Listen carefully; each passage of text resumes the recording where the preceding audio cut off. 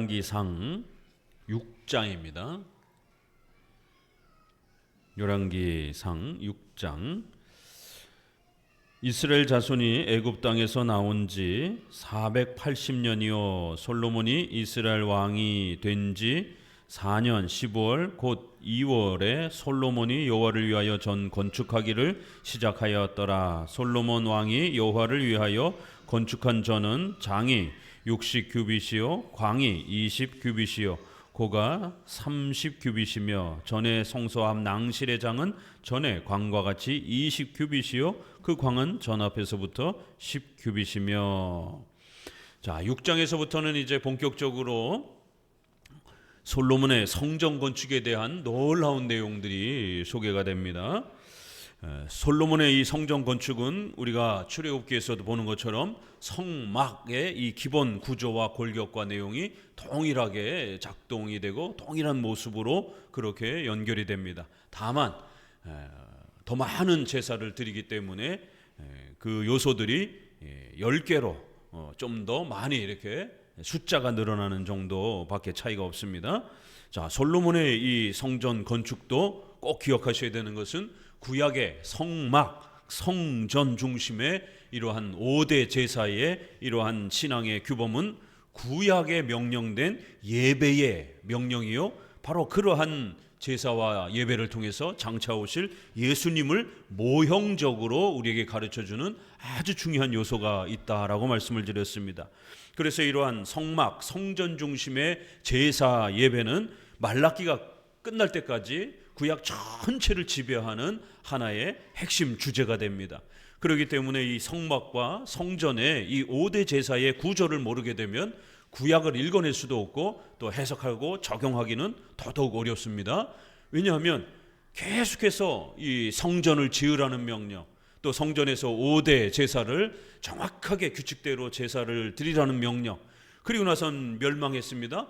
멸망하고 돌아와서 역대상하 다시 또 그 성전을 지으라는 명령입니다. 에스라, 느헤미야 이러한 선지서들 전부 다 성전을 다시 제2 솔로몬의 성전을 건축하라라고 하는 5대 제사를 회복하라는 그런 명령입니다. 그리고는 시편과 이러한 선지서로 넘어가게 되면 이러한 제사의 영광스러움과 복됨을 노래하는 겁니다.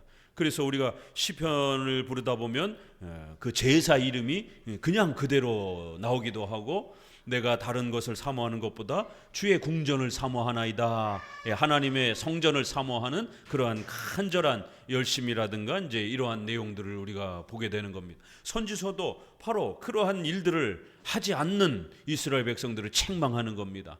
또 그러한 제사와 예배를 회복했을 때에 하나님이 주실 축복과 은혜들을 약속합니다. 이렇게 구약 전체는 성전과 이 5대 제사가 가장 중요한 외적인 골격을 이루면서 가장 중요한 그러한 성경의 교리들을 우리에게 가르치고 있기 때문에 이 성전의 기본 틀은 항상 중요하게 잘 이해하셔야 됩니다.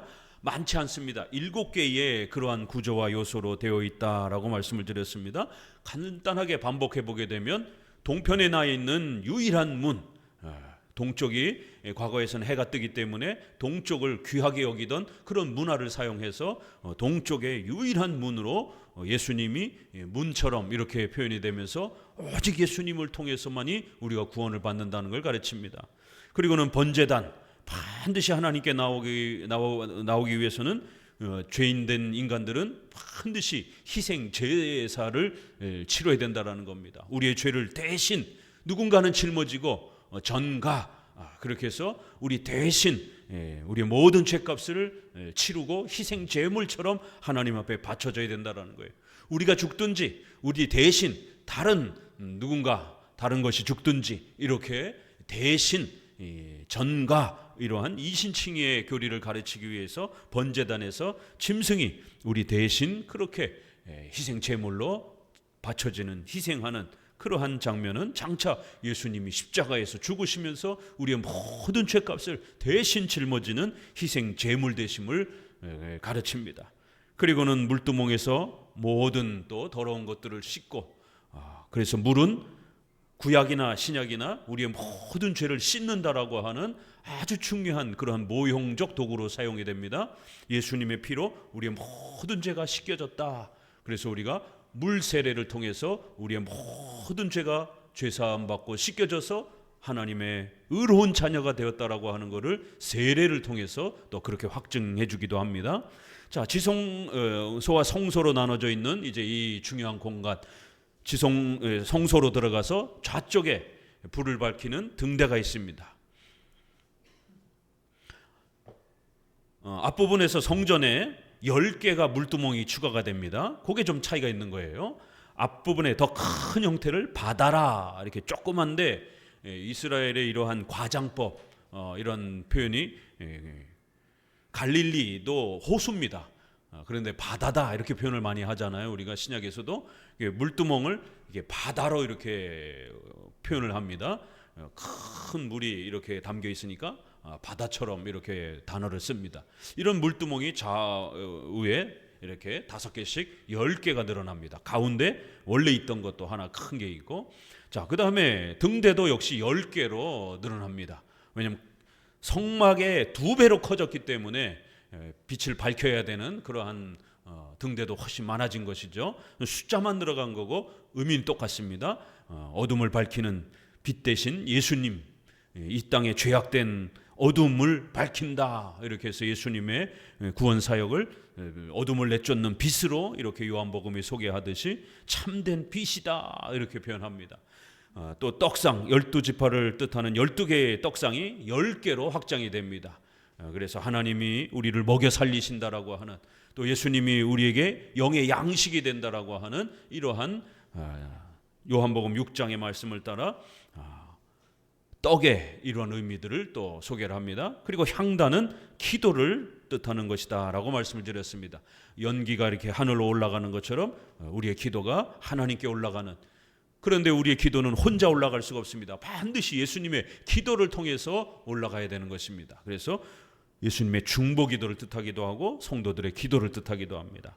그리고는 이제 들어가면 새롭게 있는 것이 속죄소 덮개에 있던 그 천사의 모양을 다시 더 크게 1.5에서 한 2m 정도로 그렇게 천사가, 날개를 가지고 있는 천사가 큰 이렇게 또 상의 형태로 속죄소 법궤를 지키고 있는 그러한 천사 모양이 조각되어 있습니다. 그리고는 법궤, 그 법궤에는 우리가 잘 아는 덮개인 속죄, 덮는다, 우리의 죄를 덮는다라고 하는 의미를 가르치는 그러한 속죄소, 그리고 그 안에는 성막대는 3가지가 들어 있었습니다.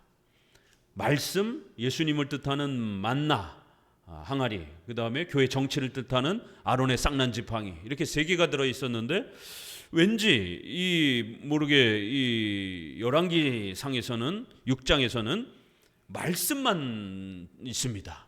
히브리서에서도 분명히 3개가 들어 있었다라고 이렇게 소개를 하는데 열왕기 상에서는 하나만 들어 있습니다. 2개가 사라졌습니다. 언제 어떻게 사라졌는지, 왜 사라졌는지 언급이 없습니다. 말씀만 들어 있는 걸로 소개가 됩니다. 이제 우리가 추론을 해봐야 되는데 어디서 도대체 이 속 안에 들어 있는 게 하나님이 명령해서 뺀 게 아닌 이상에는 어딘가에서 분실이 된 거예요. 그럼 성경이 우리가 지금까지 본 바로 이스라엘 백성들은 절대로 법궤를 손으로 만질 수가 없습니다. 만졌다간 그냥 즉사하고 막 죽었으니까요, 우사처럼. 그러니까 이스라엘 백성들이 만지거나 뚜껑을 열어보고 이럴 수는 없고,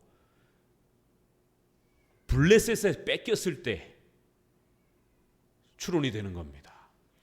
그때 몇 개월 동안 빼앗겨서 다곤 신상 앞에 놓여지고 그랬지 않습니까? 그럴 때 이제 블레셋 사람들이 혹시라도 그 부분을 법궤 뚜껑을 열고 2개를 빼는 것,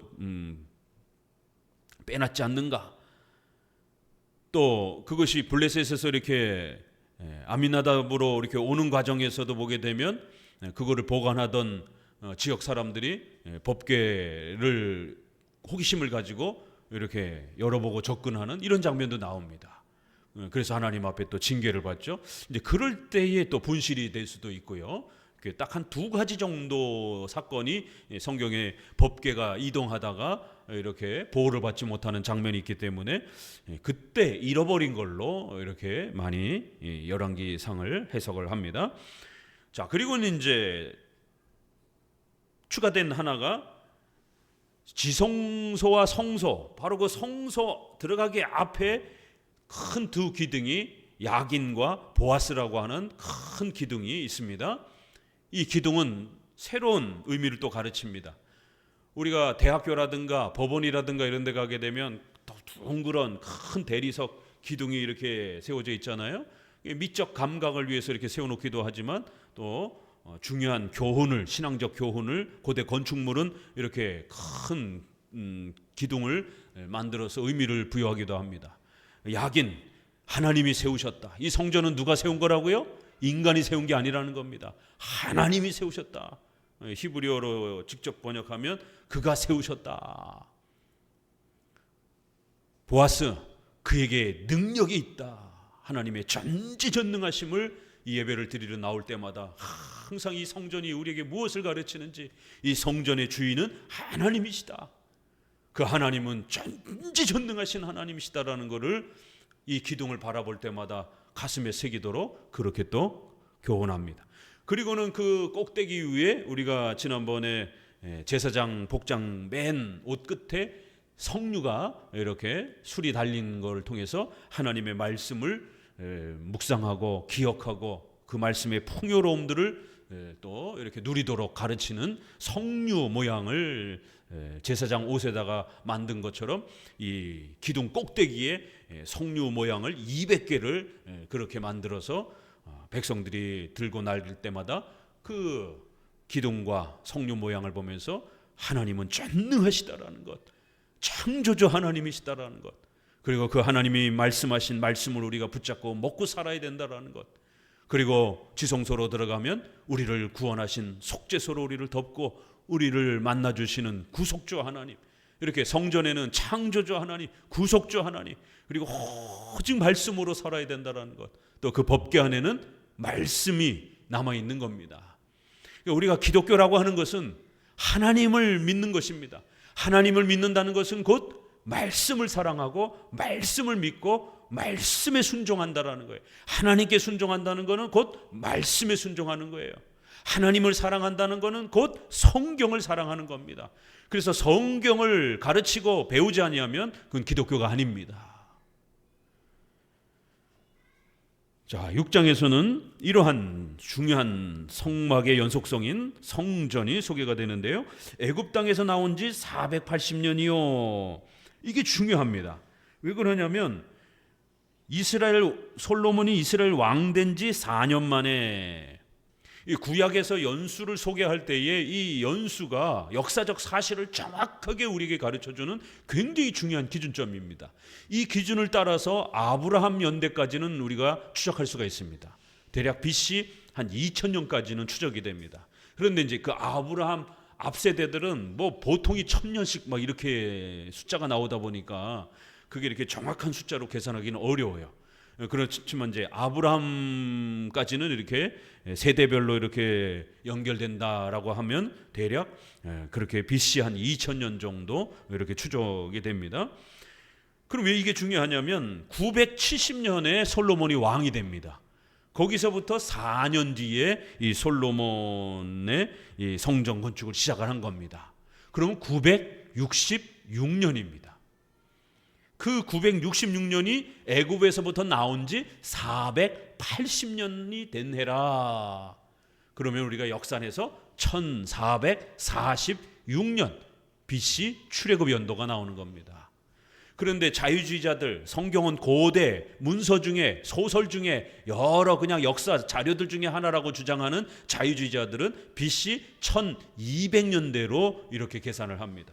예수님의 신성을 부정하고 모세 오경의 이러한 신적인 기록의 성경의 권능과 무엇성을 부정하기 위해서 1200년대로 계산을 합니다.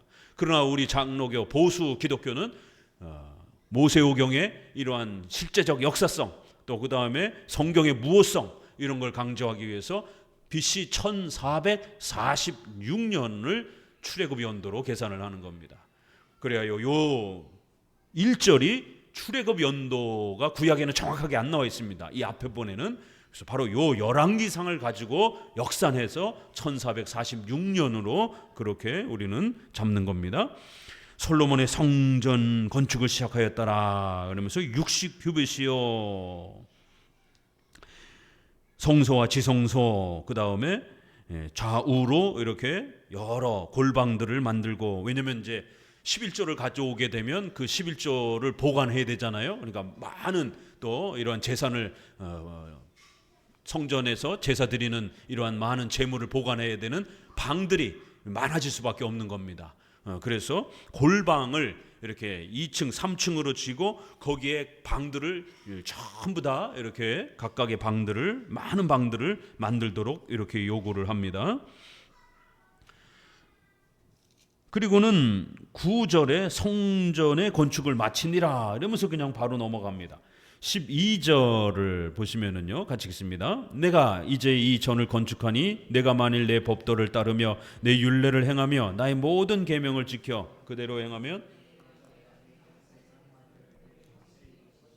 내가 또한 이스라엘 자손 가운데 거하며 내 백성 이스라엘을 버리지 아니하리라 하셨더라. 성전에 대한 기본 핵심 내용을 소개하고 난 다음에 결론을 바로 소개합니다. 성전 건축의 핵심은 외적으로 화려한 건물을 짓는 수십억, 수백억을 들여서, 수천억을 들여서 화려한 건물을 짓는데 집중하면 안 되고, 이 성전 건축을 통해서 반드시 장차 오실 예수 그리스도가 누군지를 배우라는 거예요. 그리고 오직 하나님의 말씀을 배우고 익히는 이거를 집중하라는 겁니다. 하나님이 성막과 성전을 주신 이유가 오직 예수 그리스도를 배울 수 있도록, 오직 성경을 배우는 훈련을 할 수 있도록 그렇게 주신 것이다라는 겁니다.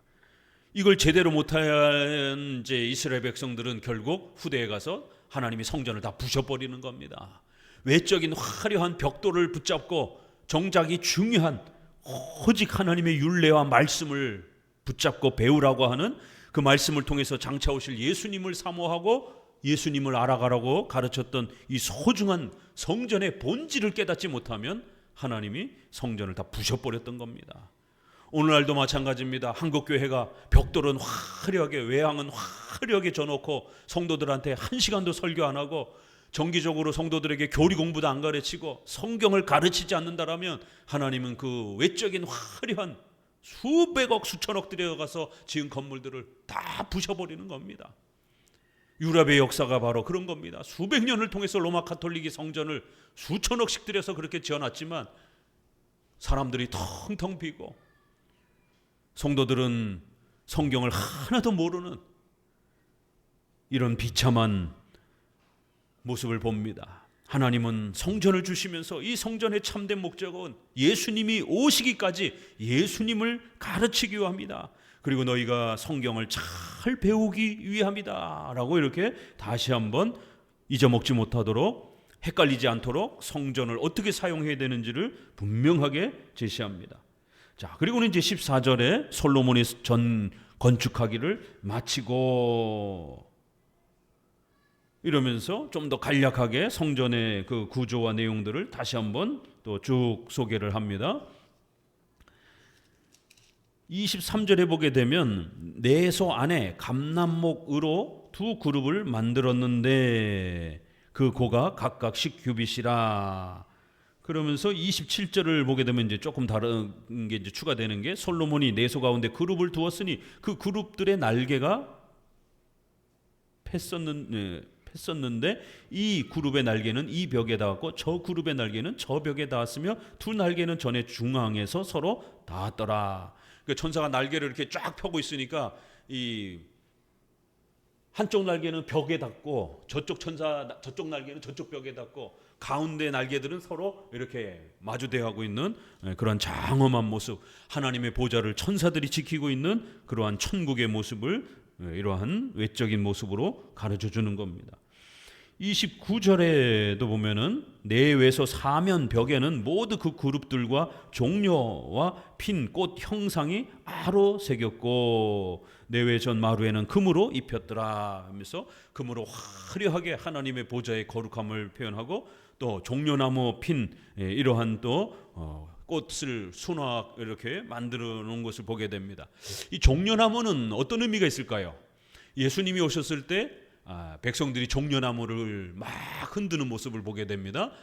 주로 잔치, 축하, 왕이 등장을 할 때 축하하는 그러한, 요즘에도 꽃 들고 막 이렇게 환호하는 것처럼 고대 세계는 종려나무가 그렇게 월계수나무가 스포츠에서 뭐 승리를 뜻하는 것처럼 이 종려나무는 왕이 이렇게 들어오고 그럴 때 또 전쟁에서 승리할 때에 축하하고 또 높이는 그런 의미가 있는 그런 나무입니다. 그렇기 때문에 이 종려나무를 꽃을 그렇게 또 형상으로 만들어 놓은 겁니다. 자, 38절 마지막 제11년 불월 곧 8월에 그 설계와 식양대로 전이 다 피력되었으니 솔로몬이 전을 건축한 동안이 7년이었더라. 식양대로 하나님이 명령하신 대로 성경의 가르침을 따라서 성전이 완성이 되었다. 절대로 인간의 그러한 계산과 편리대로 만들어서는 안 되고 오직 하나님이 명령하신 대로 제사 드리고 예배 드릴 수 있는 이 규칙은 반드시 성경이 명령한 규정한 규정적 제사 원리, 규정적 예배 원리를 따라서 그렇게 하나님이 원하시는 예배의 규칙으로 만들어져야 되는 것입니다. 그리고는 이제 7장에 솔로몬이 자기 왕궁을 이제 짓는데 또 새로운 시간이 소개가 됩니다. 13년 동안 건축하여 성전 건축하는 거에 딱 2배가 걸리는 것이죠. 그만큼 솔로몬의 성전이 얼마나 또 어마어마한 규모를 갖추었는지를 소개합니다.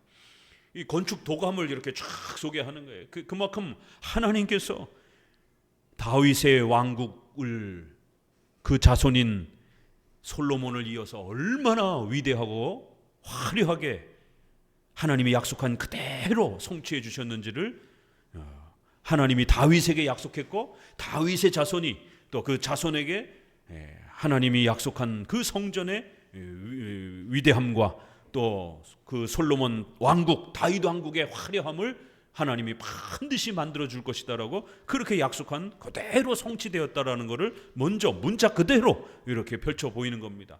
그리고는 이 왕국은 우리가 시편에서 보는 것처럼 다윗 스스로도 깨닫고 고백합니다. 내 자신의 육신적 물질적 왕국이 아니라 하나님의 나라를 대변하는, 바로 하나님의 나라를, 그리스도의 나라를 모형적으로 가르쳐주는 그러한 나라다. 그래서 내 소원은, 죽어서라도 나의 소원은 그의 성전에, 그의 궁전에 나아가는 것입니다. 이런 이야기들이 많이 있는 겁니다. 바로 장차올 예수님을 통하여 이루어지는 그 메시아의 나라가 얼마나 화려하고 위대한지를 이 세상에 금과 은과 수많은 이러한 청색, 자색, 홍색 실로 천사의 모습을 수를 놓고 각양 좋은 모양으로 화려하게 꾸며서 그 하나님의 보좌를 조금이라도 맛보도록 가르치는 것입니다. 왜요? 천국에 갔다 온 사람이 없기 때문에, 실제적으로 갔다 온 사람이 없기 때문에 천국이 이럴 것이다라고 이렇게 이 땅에서 인간이 누리는 왕궁의 최고의 화려함을 솔로몬 왕국을 통해서 하나님이 그렇게 보여주면서 장차 이 왕국은 물질적 왕국이 아니라 메시아의 그 영적 왕국의 화려함을, 거룩함을 모형적으로 나타내는 것으로서 이렇게 보석과 많은 화려함으로 보여주는 것입니다. 그래서 이 모습을 그대로 요한계시록에서는 하늘에서 내려오는 천국의 온갖 보석으로 치장되어 있는 그런 모습으로 그려주는 것입니다. 그렇기 때문에 이거를 오늘날 교회 건축에다가 그대로 적용해가지고 교회의 모든 기구를 갖다가 14K, 18K 금으로 잔뜩 치장을 하고 이렇게 화려하게 비싼 걸로 만들어야 하나님이 복 주신다, 이런 식으로 적용하면 안 되는 겁니다.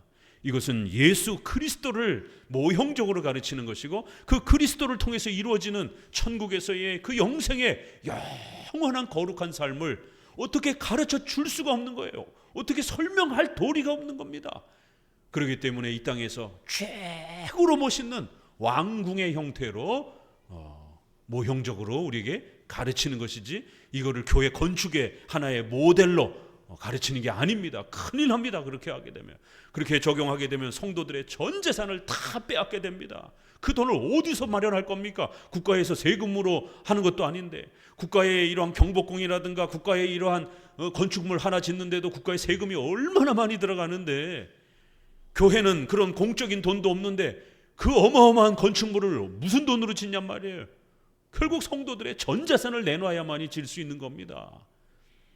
가톨릭이 바로 그렇게 악용했고, 서구교회와 한국교회가 또 그렇게 이 솔로몬의 성전을 오늘날 교회 건축의 그러한 수단으로, 동기부여로 그렇게 악용하는 바람에 성도들의 삶이 송두리째 빼앗기게 되는, 성도들은 결국 가난하게 되고 전 재산을 빼앗기게 되는 이런 고통을 겪는, 아주 기독교를 망가뜨리는, 기독교를 세상 사람들의 눈에 보게 될 때에 얼마나 혐오스럽게 성도들은 다 가난해지고 가장 대리석 금은보화로 치장되어 있는 화려한 건축물만 남게 되는, 이러한 참으로 얼토당토한 모습으로 기독교를 세상에 소개하는 이러한 비참한 모습이 된 겁니다. 절대로 6장 7장은 오늘날 교회 건축의 모델이 되어서는 안 되는 겁니다. 이것은 장차 영적인 왕국인 메시아의 왕국의 그 화려함과 거룩함을 우리에게 가르쳐 주는 겁니다. 9절에 보니, 그래서 이 집들은 귀하고 다듬은 돌로 지었으니, 아주 가장 값진 대리석과 같은 값진 귀한 돌로 다듬었고, 10절에 그 기초석은 귀하고 아주 값진 아주 비싼 그러한 돌들로 또 기초를 놓았고, 11절에도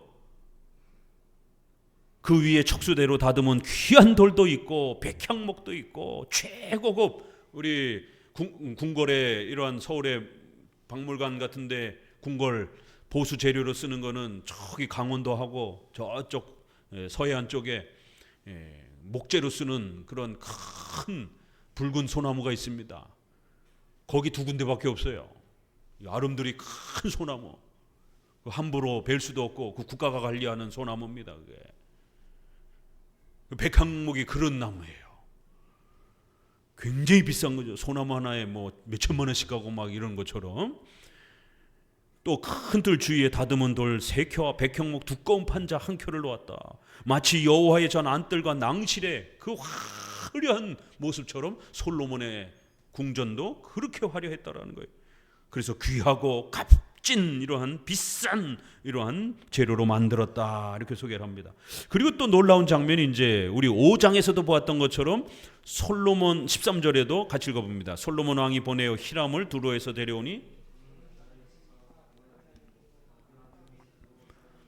놋 점장이라. 이 히람은 모든 놋 일에 지혜와 총명과 재능이 구비한 자더니 솔로몬 왕에게 와서 그 모든 공작을 하니라. 저가 놋 기둥 둘을 만들었으니 그 고는 각각 18규빗이라 각각 12규빗 되는 줄을 두를 만하며.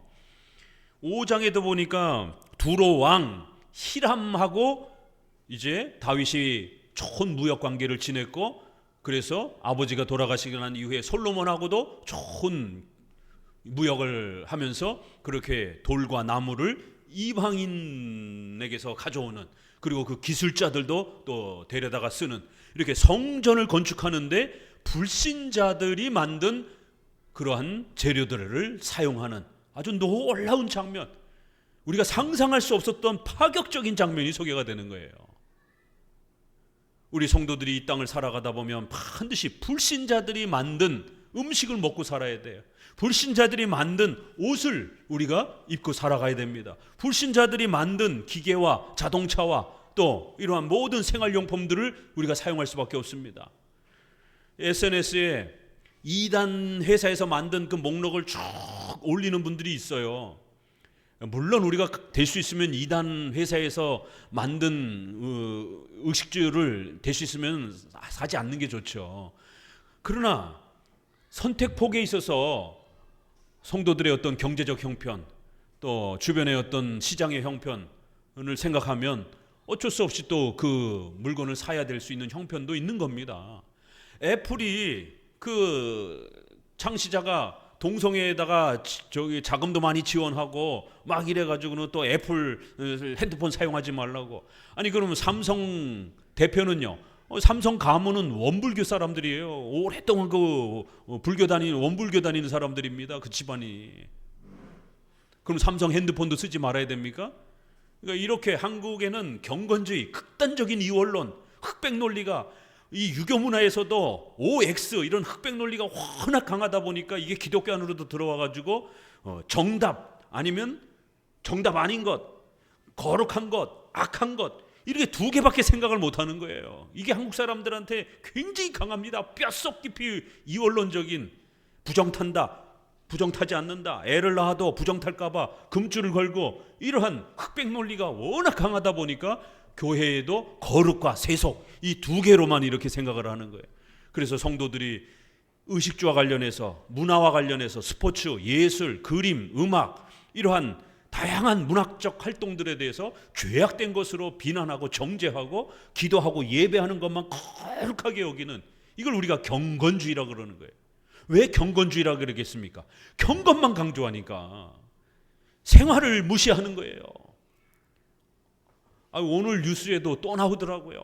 어디 지역인지 모르겠는데 아픈 사람을 안찰 기도로 낫게 해주겠다 그러면서 그 할머니인가 어머니인가 그 아들인가 손주를 죽었어요. 그래서 그 목사하고 그 부모하고 다 같이 구속이 됐습니다. 형이 떨어졌더라고요. 세상에 그 7, 80년대에 기도원에서 안찰 기도하면서 할렐루야 기도원에서 그렇게 빡빡 긁으면서 병 고친다고 하는 그 샤머니즘적인 그런 행동들이 아직도 남아 있어요. 병 고친다고 그렇게 때려서 고친다고 하다가 애를 죽인 겁니다. 참으로 이런 어처구니 없는 이런 미신적인 이러한 행동들이 여전히 한국교회에 남아 있는 거예요. 왜요? 의식주와 관련된 병원, 학교, 이런 법원, 이러한 의식주의 우리의 문화적 도구들을 악하게 생각을 하는 거예요. 교회만 거룩하다 이렇게 생각하는 이원론이 워낙 강하다 보니까 이걸 경건주의라고 그러는 겁니다. 신비주의라고도 하는 거고. 그러나 우리 장로교는 특별계시, 성경을 통해서 하나님의 뜻을 깨닫는 특별계시. 그러나 구체적으로 우리가 어디로 이사를 가야 될지, 어느 직장을 가야 될지 구체적으로 각각 개인의 선택에 대한 부분은 성경에 안 나와 있습니다. 직업과 관련해서 8계명 도적질하지 말고 합법적으로 열심히 노동해서 살으라는 대원칙만 소개되어 있지 구체적으로 어떤 직종을 선택을 해야 되는지는 성경에 안 나와 있는 겁니다. 또 개개인별로는 또 더더욱 안 나와 있는 거죠. 그거는 일반 계시, 일반 은총이라고 하는 의식주의 이러한 다양한 우리의 삶의 수단을 합리적이고 이성적이고 의료적이고 교육적인 이러한 관습적이고 법으로 잘 정착된 인간의 양심 속에서 만들어진 훌륭한 이 도덕과 법률들을 잘 사용해서 나에게 가장 적절한 것이 무엇인지를 선택하는 겁니다. 그래서 계시라고 그러는 거예요. 성경만 계시가 아닙니다. 일반 계시도 있는 거예요. 농사 짓고 우리가 삶을 살아가는 직장 생활하는 이런 많은 부분의 법칙들은 일반 계시에서 가르치는 거예요. 성경에서 반도체를 어떻게 만드는지 없습니다. 그건 일반 계시, 반도체 회사 들어가서 그 분야의 전문가가 되어야 그 지식을 얻는 겁니다. 어느 게 독버섯인지 어떻게 합니까? 과거에는 다 먹어보고 반은 죽고 반은 살고 이러면서 그 경험치를 책에다 남겨놓은 겁니다. 그래야 오늘날은 우리가 그 책을 탐독을 해서 교육을 통해서 어떤 음식은 먹으면 죽는 겁니다. 먹을 수 있는 음식 버섯을 잘 구별해서 생존을 보존해야 되는 겁니다. 성경에는 어떤 버섯이 독버섯이신지 절대로 안 가르쳐 줍니다. 우리의 생존을 보존하는 데 있어서는 특별 계시의 도움도 받아야 됩니다. 하나님 무시하고 교회 안 나오고 불신앙에 빠지면 하나님의 진노를 받아서 죽습니다. 또 일반 계시, 독버섯과 이런 것들을 잘못된 음식, 오염된 음식 이런 것들을 지식이 없어가지고 함부로 막 오염된 걸 먹으면 금방 죽습니다. 배탈 나고. 여름에 장염, 최근에 보니까 우리 성도들 중에도 장염 걸리신 분들이 계신데 여름에 특별히 조심해야 되죠. 날것, 회 같은 거 먹고 그러면 또 비브리오 이런 또 전염병이라든가 또 이런 세균에 감염되는 이런 분들 조심해야 됩니다. 이건 지식이 있어야 되는 거예요. 그냥 막 먹으면 안 되는 겁니다. 육회 같은 것도 이렇게 예식장이라든가 이런 데 상태를 잘 보고 드셔야 되는 겁니다. 왜냐하면 심심치 않게 뉴스에서 이렇게 예식장이라든가 이런 데서 음식 잘못 먹어가지고 전체 식중독 걸리기도 하고. 이게 지식이 있어야 되는 거예요. 이거는 성경에 안 나옵니다. 일반 계시입니다. 우리의 삶에 오랜 세월 축적된 이런 소중한 법, 관습, 이러한 교육을 통해서, 의료적 지식을 통해서 우리의 생명과 삶을 하나님이 돌봐주시는 겁니다. 절대로 기도원 끌고 가가지고 그렇게 두들겨 맞으면서 때리면서 치료를 기도하고 이러면 큰일 나는 겁니다. 그건 다 악한 영들이 사탄을 이용을 해서, 사탄이 악한 영들을 이용을 해서 이 땅에 악한 그러한 종교 지도자들을 사용해서 쓰는, 사람들을 망가뜨리는 아주 무당들처럼 원시적인 그러한 아주 악한 행동들입니다. 5장에서도 그렇게 모든 재료들을 이방인들이 만든 걸 가져다가 기독교인들이 협력해서 만드는 것이. 자, 성막은 어떻습니까? 성막은 어떤 재료로 만들죠? 거기도 다 조각목, 금으로 도금하고. 그 금 다 어디서 났어요? 노예 생활을 했는데. 그 금 누구 거예요? 기억나요? 이게 성경은, 교리는 항상 유기적으로 자꾸 끌어오셔야 돼요. 그동안 읽었던 성경들을 부지런히 이렇게 끌어오셔야 되는 거예요. 그래서 제가 수요일이라든가 이럴 때는 좀 더 신구약 전체로 왔다 갔다 하면서 여러분들의 기억을 자꾸 끄집어내는 겁니다. 왜요? 유기적인 성경을 읽을 수 있는 유기적 사고, 전체를 이렇게 볼 수 있는 이 응용적 성경 해석을 할 수 있도록 훈련을 시켜야 되기 때문에 이게 떠오르고, 그 사건이 이렇게 연결이 되는구나, 이 사건과 이 사건이 이렇게 연결이 되는구나, 이 사건이 저 신약으로 이렇게 연결이 되는구나. 우리 성도들이 묵상글 해보니까 이 구절이 평상시에 전혀 생각지 못했던 이 구절이 이 본문하고 연결이 되는지 처음 알았습니다. 이렇게 이제 찾아가는 거예요. 계속 대답해 보세요. 성막에 지었던 그 금은 보화는, 금송아지 만들 때 그 금덩어리는 어디서 가져왔습니까? 노예 생활하고 있었는데. 기억나요? 탈출할 때 하나님이 역사하셔가지고 생명만 살려준 게 아니라 애굽인들을 감동시켜가지고 그동안 월급 안 줬던 거를 한꺼번에 금은 보화를 줘가지고 그거를 잔뜩 받아가지고 탈출했다. 출애굽의 그 장면 기억나죠? 그럼 그 금은 보화는 누구 거예요? 애굽 사람들 겁니다. 실제적으로는. 그러니까 하나님이 성막을 지을 때도 애굽에서 가져온 그 금은 보화를 가지고 성막을 만든 겁니다. 이방인들이 준 그 금은 보화 재료를 가지고 성막을 만든 겁니다. 이스라엘 백성들은 노예 생활을 오랫동안 했기 때문에 변변찮은 금덩어리 하나도 없었던 겁니다. 이스라엘의 이 성전 건축에 있어서도 이렇게 또 한번 7장에 소개가 됩니다. 여기서의 히람은 두로왕 히람이 아니라 이름은 같은데 과부, 납달리 지파의 과부의 아들인 거예요.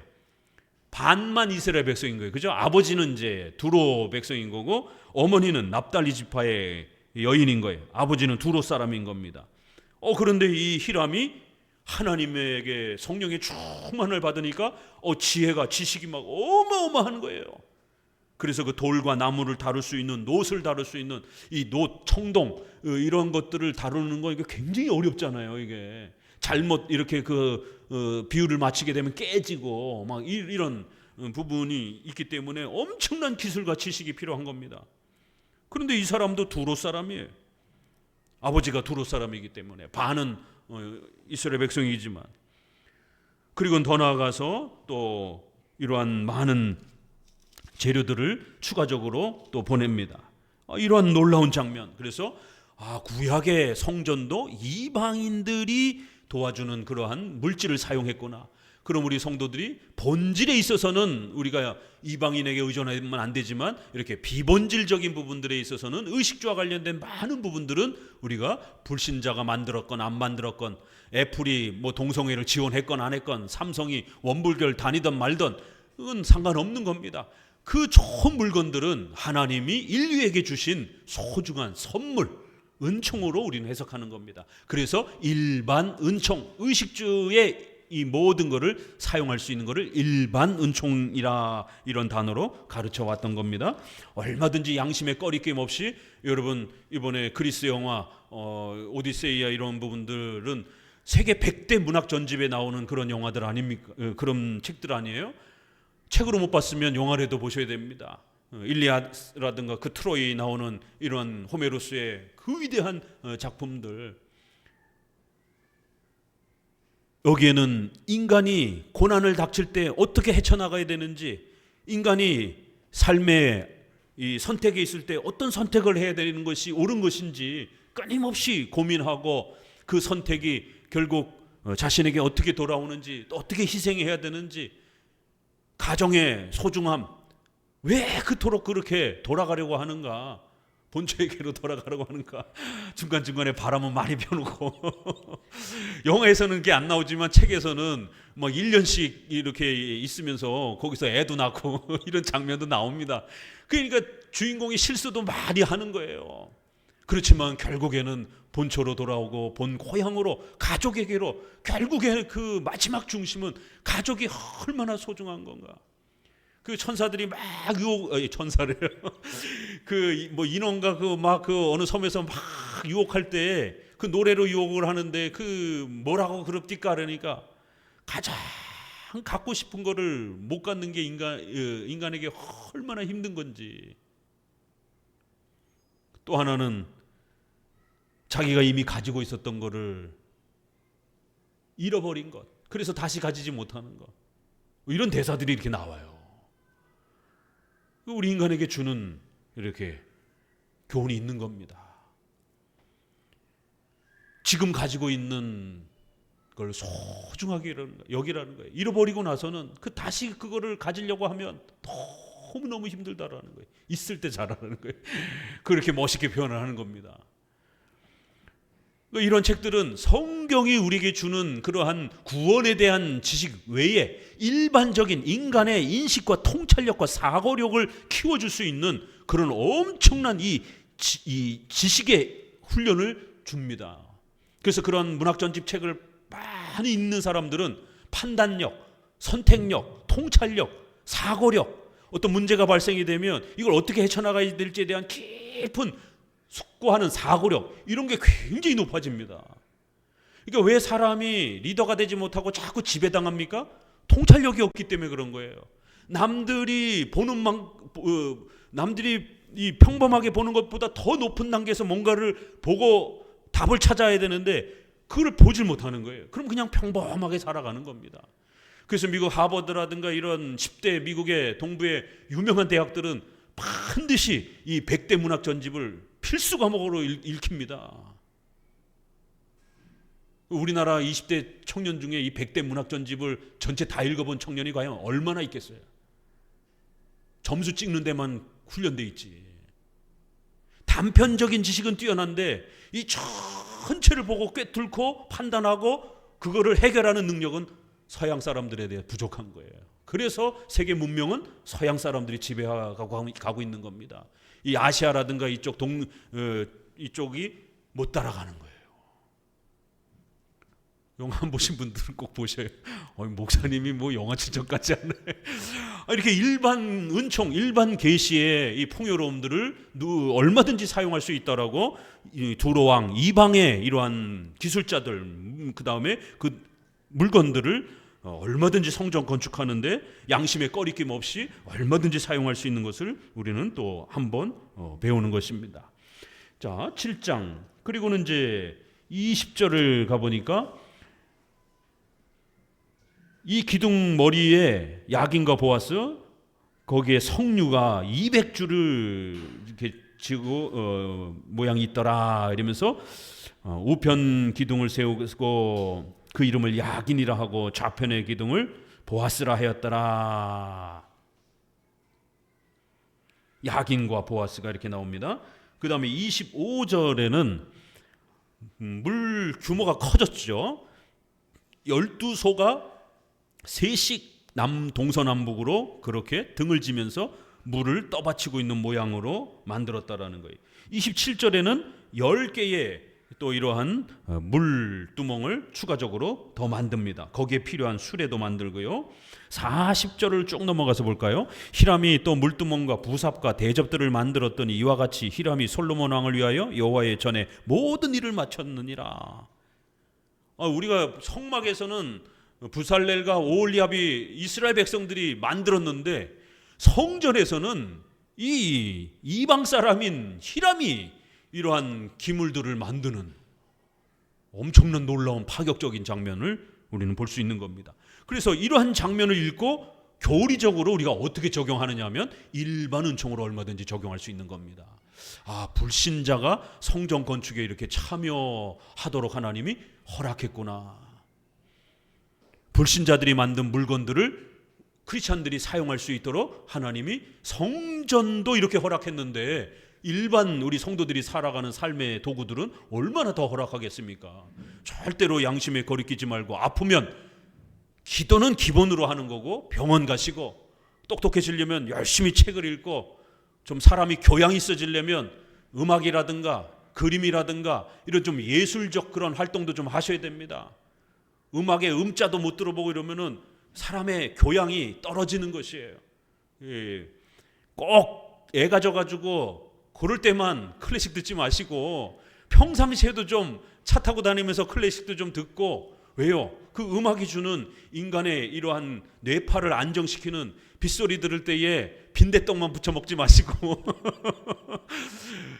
이 클래식 음악을 들어야 인간의 뇌파가 안정이 되는 거예요. 왜 빗소리를 들을 때에 파전을 먹고 싶으냐면 파전의 그 타다다다닥 소리가 이 빗소리 파동하고 거의 똑같은 겁니다. 그래서 이 파전의 이 부침개 소리가 마음의 안정감을 주는 거예요. 여성들이 스트레스 받고 남편하고 싸우면 파전을 좀 붙이셔야 돼요. 그 찌개판에서 다글다글 끓는 그 소리가 빗소리하고 비슷하고 빗소리도 들으면 마음의 안정이 되고 클래식 음악의 파동이 뇌파를 안정시키는 그 뇌파가 안정되고 그래야 이렇게 분노하고 막 이런 것들이 이렇게 좀 조절이 되고 억제가 되는 겁니다. 그래서 좀 이렇게 아이들 키울 때 아이가 좀 너무 막 이렇게 드세고 막 아이의 이런 막 그 에너지를 막 컨트롤을 하기가 너무 어렵고 막 이러면 집에다가 강제로 클래식을 억지로라도 좀 틀어놓으세요. 그럼 아이들이 이렇게 뇌파가 좀 안정이 됩니다. 클래식은 그런 엄청난 힘이 있는 거예요. 그래서 태교 때 쓰는 겁니다. 얼마나 대단한지 그 낭농하시는 분들이 소 젖 짜려고 할 때 클래식을 틀어주니까 소 젖양이 훨씬 더 많이 늘어나더라. 이거 SNS 쳐보세요. 일반 뉴스에도 나옵니다. 클래식의 이러한 장점들이. 자, 본론으로 다시 돌아와서 이렇게 일반 은총의 이러한 탁월함들을 사용하는 놀라운 장면들을 봅니다. 히람이 이 모든 것들을 만들어 주었더라 이렇게 하면서 소개를 합니다. 절로 넘어가서 48절로 넘어가 보게 되면 솔로몬이 같이 읽습니다. 또 여호와의 전에 모든 기구를 만들었으니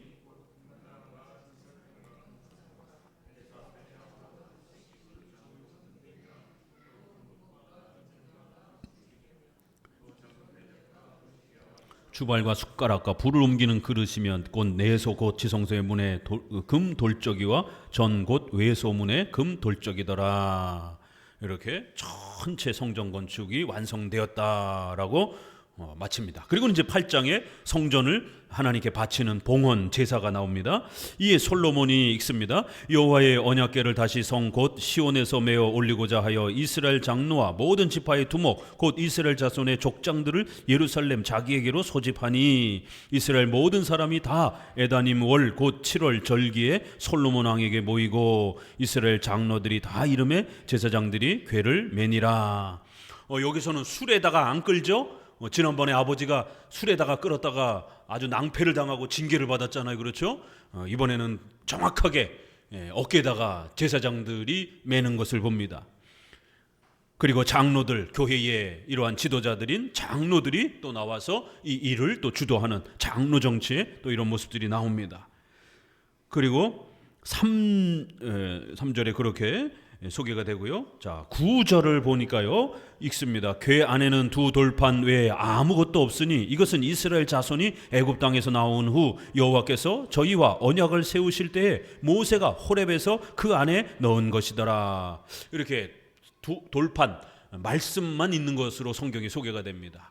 분명히 히브리서 말씀해 보게 되면 이 법궤 안에 세 가지가 있었다라고 이렇게 소개가 되는데 중간에 이렇게 분실이 된 걸로 우리가 알 수가 있습니다. 10절 읽어요. 제사장이 성소에서 나올 때 구름이 여호와의 전에 가득하매 제사장이 그 구름으로 인하여 능히 서서 섬기지 못하였으니 이는 여호와의 영광이 여호와의 전에 가득함이었더라. 시내산에 하나님이 임재하니까 하나님의 임재를 하나님이 어떻게 백성들에게 가르쳐야 되는가? 하나님은 영이신데 하나님이 너희와 함께하고 너희에게 임재있다라는 것을 가르쳐 주셔야 되는데 뭔가 어떤 방법으로 가르쳐 주셔야 됩니까? 이게 어려운 거예요. 그래서 시내산이 전체가 막 불타오르고 번개가 막 어마어마한 나팔소리 같은 큰 소리가 울려 퍼지고 그리고 구름이 쫙 하고 두려움을 주는 방식으로 그렇게 하나님의 임재를 간접적으로 나타낸 겁니다. 구약에서 하나님의 임재를 가장 많이 나타내는 도구 중에 하나가 뭐예요? 구름입니다. 그래서 성막이 민수기에서 이제 광야에서 이동할 때 보게 되면 구름 기둥, 불 기둥으로 그 이스라엘 백성들을 인도하고 성막이 안치가 되면 구름 기둥, 불 기둥이 낮과 밤으로 그 성막에 함께 있는 것을 통해서 하나님의 임재를 가르쳐 줍니다. 이렇게 구름은 하나님이 너희와 함께 계시다라는 것을, 하나님이 임재 계시다라는 것을 나타내 주는 소중한 겁니다. 왜냐하면 왜 우리도 지금 이렇게 구름이 멋있을 때 이렇게 보면 놀라잖아요, 그렇죠? 와 하고 감탄하잖아요. 그만큼 구름은 아주 멋있고 또 두려움을 주기도 하고 신비로운 그런 영역의 모습이 남아있기 때문에 하나님의 임재를 상징적으로 보여주는데 아주 좋은 도구였습니다. 그래서 요한계시록에 이제 예수님이 재림하실 때 뭘 타고 와요? 구름 타고 오시는 거예요. 그러니까 성경을 이렇게 연결을 해야 되는 겁니다. 그러니까 구름 타고 구름 가운데 오신다고 하니까 그림에다가 예수님을 손오공처럼 이렇게 그래서 성경을 그림으로 자꾸 이렇게 나타내면 안 되는 거예요. 그 구름을 타고 오신다라는 거는 문자 그대로 예수님이 구름아 나를 따라와라 이러면서 구름을 타고 오는 그런 장면이 아니라 하나님의 임재를 구약에서부터 이렇게 구름이 자욱하게 이렇게 깔려 있는, 그래서 막 신비로워서 막 그 근처도 갈 수 없는, 막 어떨 때는 구름이 막 먹구름이 확 끼치면 무섭기도 하고 막 그러잖아요. 그런 것처럼 구름은 아주 신비롭고 두려운 그런 모습으로 땅에 확 이렇게 내려앉아 있으면 얼마나 무섭기도 하고 신비롭습니까? 그걸 통해서 하나님의 임재를 가르친 것처럼 요한계시록에도 예수님이 구름을 타고 오신다, 구름 가운데 오신다, 뭐 이렇게 표현을 합니다. 그래서 원문에도 보게 되면 예수님이 구름을 타고 온 이렇게도 표현하고 구름과 함께 위드라고도 표현하고 이렇게 다양하게 표현을 해요. 그거를 꼭 타고 이렇게만 번역해도 안 되는 거고요. 마태복음에는 종말론장에 예수님이 이 땅에 오시는데 구름 가운데 오신다. 그리고는 그 구름을 거룩과 영광과 높임을 받으시는 모습으로 이렇게 연속해서 소개를 합니다. 그 구름은 문자적인 구름보다는, 구약에서는 문자적 구름을 통해서 하나님의 임재를 상징했고 신약에는 그러한 표현을 통해서 장차 그리스도께서 얼마나 거룩하고 영광스러운 모습으로 오실 것인지, 이 땅에서는 처음 오셨을 때는 목수의 아들로 가난한 그런 모습으로 청년으로 오셨지만 장차 재림하실 때는 온 세상의 만왕의 왕으로 가장 화려하고 영광스러운 모습으로 오실 것이다라는 것을 그렇게 구름으로 나타내 준 겁니다. 이게 구름은 하나님의 임재, 그리스도의 임재를 상징하는 아주 중요한 수단입니다. 자, 12절로 넘어가서 이제 하나님 앞에 이 성전을 드리면서 기도하는 장면이 나옵니다. 15절 왕이 가로되 이스라엘 하나님 여호와를 송축할지로다 여호와께서 그 입으로 나의 부친 다윗에게 말씀하신 것을 이제 그 손으로 이루셨도다. 여기도 보니까 다윗에게 말한 것을 하나님이 전부 성취하신 것이다. 16절에도 내가 내 백성 이스라엘 애굽에서 인도하여 낸 날부터 내 이름을 둘 만한 집을 건축하기 위하여 이스라엘 모든 집합 가운데서 아무 성읍도 택하지 아니하고 바로 다윗을 택하여 내가 이스라엘을 다스리게 했다.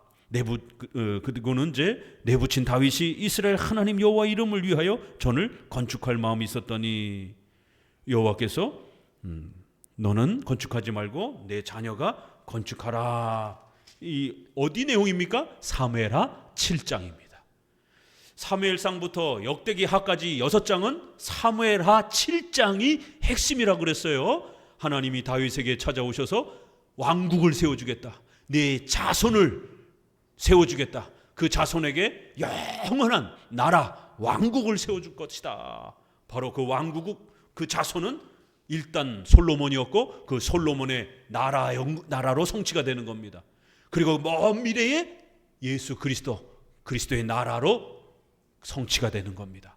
그래서 다윗에게 약속했던 것이 1차적으로 솔로몬과 그 자식 그리고 솔로몬의 왕국을 통해서 정확하게 성취가 되는 게 중요한 겁니다. 왜요? 하나님이 약속한 대로 성취가 됐다라는 거예요. 이렇게 구약의 예언 방식은 2차 형태로 항상 되는 게 많습니다. 1차는 가까운 시일 내에 성취가 되는 거예요. 그래서 하나님의 약속이 얼마나 정확하게 성취가 되는지를 백성들이 깨닫는 겁니다. 물질적으로, 문자적으로. 그리고 난 다음에 그 내용은 더 먼 미래에 그리스도의 오심과 세상 종말까지도 예언을 합니다. 이렇게 성경의 예언은 간단하게는 가까운 미래의 내용을 문자적 성취로 이렇게 보여주면서 하나님의 약속이 얼마나 철두철미한지를 실제적으로 경험하게 해주고 그걸 통해서 저 먼 미래의 종말론적인 그러한 그리스도의 오심과 또 재림까지도 예언해주는 형태로 이중적 방식으로 예언을 하는 것이 구약의 예언의 아주 대표적인 특징입니다. 왜 이 중간 단계의 1단계의 성취를 하나님이 사용하셨을까요? 그 시대의 백성들에게 하나님의 말씀이 진짜 자기들이 살아있는 동안에 성취된다라는 것을 가르쳐주기 위함이었던 겁니다. 하나님의 말씀은 약속하면 반드시 이루어진다라는 것을 이렇게 역사적인 실제 사건이 성취되는 방식으로 1차 그 기쁨을 보여준 거고 약속의 성취를 보여준 거고 2차는 더 먼 미래에 궁극적으로 영적인 그 목적 바로 그리스도의 오심과 재림을 예언해주는 그런 또 내용으로 예언이 됩니다. 선지서에 가게 되면 이런 방식으로 예언이 굉장히 많이 됩니다. 또 예수님도 그 예언을 사용합니다. 돌 하나도 남지 않고 다 무너질 거다. 너희가 자꾸 성전을 바라보고 40년 6년 동안 지었는데 아니 이걸 어떻게 당신이 어떻게 3일 동안 짓습니까? 이러니까 예수님이 성전을 헐라라고 이렇게 말씀하신 거예요. 제자들도 이 성전을 말씀하시는 것인가 라고 이렇게 자꾸 물질적인 거에 집착을 합니다. 그럴 때 예수님이 돌 하나에 돌도 남지 아니하고 전부 성전이 무너질 것이다. 언제 성취됐습니까? 예수님은 33년을 살고 돌아가셨습니다. 30년 정도에 이렇게 예수님이 돌아가셨다 치면 그 연수로부터 그게 정확한 연수는 아니에요. 왜냐하면 보통 BC 예수님이 탄생을 4년 보통 한 6년 BC 4년에서 6년으로 많이 잡습니다. 그러니까 실제로 예수님이 돌아가신 좀 더 가까운 연도는 AD 한 7, 8년 정도가 되는 거예요. 33이라고 하는 그 숫자에서 AD 33에서 한 4년, 5년을 더 빼야 되는 겁니다. 왜냐하면 기원 전 한 4년에서 6년 정도에 태어나신 것을 더 정확한 것으로 많은 학자들이 신구의 학자들이 좀 그렇게 주장을 합니다. 지금 우리가 AD 33년에 예수님이 돌아가셨다라고 하는 건 그냥 통상 편안하게 AD를 예수님의 그 라틴어로 아노 도미네인가 이렇게 해가지고 예수님 오신 그 기념으로 이렇게 숫자를 계산하는 거기 때문에 AD 할 때 BC는 뭐예요? Before Christ 이렇게 쓰지 않습니까? 영어식 표현으로 예수님 오시기 전 이렇게 쓰기 때문에 AD 33년에 예수님이 정확하게 그 연도에 돌아가셨느냐? 그건 아니에요. 그렇게도 해석하지만 그건 편의상 그렇게 표현하는 거고, 좀 더 학술적으로는 그렇게 BC 4세기에서 6세기 이렇게 좀 더 많이 봅니다. 자, 결국 예수님도 돌 하나에 돌 남지 않고 다 무너질 것이다라고 30년 정도에 그렇게 예언을 하셨으면 AD 70년에 로마 장군 티토, 나중에 티투스 왕이 되잖아요. 그 아버지 밑에서 티토가 예루살렘을 공격하면서 성벽을 전부 다 무너뜨렸습니다. 그러니까 이스라엘 백성들은 자기들이 살아있는 동안에 예수님이 예언했던 그대로 돌 하나에 돌도 남지 않고 전부 다 붕괴가 되는, 정말 예수님이 실제로 예언한 대로 성취가 된 겁니다. 그렇지만 예수님은 그것만 예언한 게 아니에요. 예루살렘 성전을 무너짐을 통해서 장차 천국과 지옥으로 나눠지는 최후의 대심판이 올 최후의 종말을 예언해 준 겁니다. 예수님도 이중 예언으로 이렇게 사용하시는 겁니다. 구약의 선지자들도 많이 그랬고요. 자, 결국 아버지 다윗에게 약속한 그대로 성취가 되었습니다. 바로 솔로몬의 왕궁은, 성전은 장차 올 예수님의 나라를 가르치기 위함인 것입니다. 사무엘하 7장에 그 다윗에게 준 언약을 다시 반복하면서 이 성전과 이 왕궁이 어떤 목적으로 내 손에 의해서 건설되었는지 그 본질적인 목적을 명확히 소개를 합니다. 그리고 23절에 가로되 이스라엘 하나님 여호와여 상천하지에 주와 같으신 엄이 없나이다. 주께서는 온 마음으로 주의 앞에서 행하는 종들에게 언약을 지키시고 은혜를 베푸시나이다. 하나님이 이렇게 다윗과 솔로몬을 통해서 정확하게 구원의 약속을 성취해 주신 것처럼, 그리고 그 구원의 약속은 저 먼 미래에 예수님을 통해서 성취되어질 이러한 하나님의 약속은 반드시 성취된다라는 거예요. 하나님은 한 번도 어긴 적이 없다라는 겁니다. 하나님은 전지전능하신 하나님이라는 거예요. 상천하지에 온 세상 만물에 주님과 같은 분은 딱 한 분, 여호와 하나님밖에 없다라는 겁니다. 24절을 다윗에게 하신 말씀을 지켜주셨습니다. 그 말씀을 지켜주셨습니다. 25절에도 다윗에게 한 것을 하나님이 행하시옵소서. 계속 사무엘하 7장에 대한 내용입니다. 26절 다윗에게 한 말씀대로 확실하게 하옵소서. 27절 하나님이 참으로 땅에 거하시리이까 하늘과 하늘들의 하늘이라도 주를 용납하지 못하겠거든 하물며 내가 건축한 이 전이 오리이까.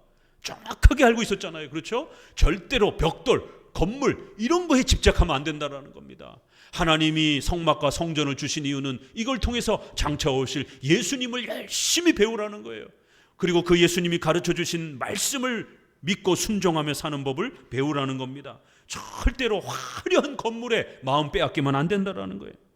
하나님은 그런 건물에 갇혀서 사는 신이 아니라는 겁니다. 그런 건물을 화려하게 지으면 하나님이 거기 임재하고 기뻐하는 그런 신이 아니라는 거예요. 대형 교회의 이 성전, 이 신앙, 이건 아주 정말 악독한 겁니다. 기독교 신앙을 파괴하는 거고 성도들의 재산을 파괴하는 무시무시한 잘못된 교리입니다. 돈을 성도들에게 돌려주고 교회 건물은 그저 필요한 만큼만 사용하는 형태로 그렇게 사용하면 되는 것입니다. 절대로 오늘날의 건물을 구약의 성전으로 그렇게 연결시키면 안 되는 것이에요. 구약에는 성전을 지으면서조차도 성전의 본질은 외형에 있는 게 아니라 내적인 바로 신앙 교육에 있다라는 것을 명확하게 다시 한번 소개해 주는 거예요. 그래야 이제 이 성전을 통하여 예수님을 배우고 말씀을 배워서 하나님을 정확히 배워서 이제 하나님 앞에 기도하면 하나님 우리의 기도를 들어주시옵소서. 바로 이런 신앙 교육의 목적으로 하나님이 성전을 만들어 준 거지, 수천억씩 성전을 만들어 놓고는 설교는 하지도 않고 강의 설교는 하지도 않고 교리 교육은 하지도 않고 성경도 성도들이 몰라가지고 어떻게 기도해야 되는지도 모르고 기도 응답도 못 받고 이러면 안 된다라는 거예요. 자, 그래서 이제 이 여러 경우의 기도들을 이 성전에 와서 하나님 앞에 기도할 때 하나님이 어떻게 들어주실 것인지에 대해서 몇 가지가 많이 소개가 됩니다. 31절에 만일 어떤 사람이 그 이웃에게 범죄하여, 우리가 때때로 죄를 짓고 그럴 때에 이 성전에 나와서 예수님을 다시 깨닫고 예수님의 말씀을 마음에 새기면서 회개하면 하나님이 용서해 주옵소서.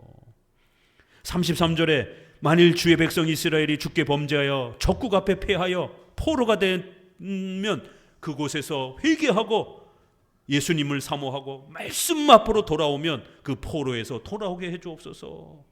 35절 만일 저희가 주께 범죄하여 자연재해가 닥치고 비가 안 오고 우리의 의식주가 파괴되면 그때서 깨닫고 하나님 앞에 회개하면 하나님께서 다시 피를 내려 주옵소서.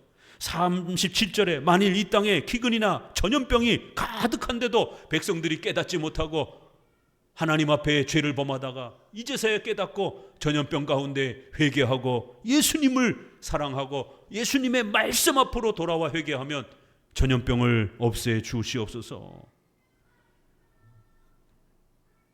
또 41절에는요 주의 백성 이스라엘에게 속하지 아니한 곧 주의 이름을 위하여 먼 지방에서 온 이방인이라도 저희가 주의 광대한 이름과 주의 능한 손과 주의 펴신 팔에 소문을 듣고 와서 이 전을 향하여 기도하거든.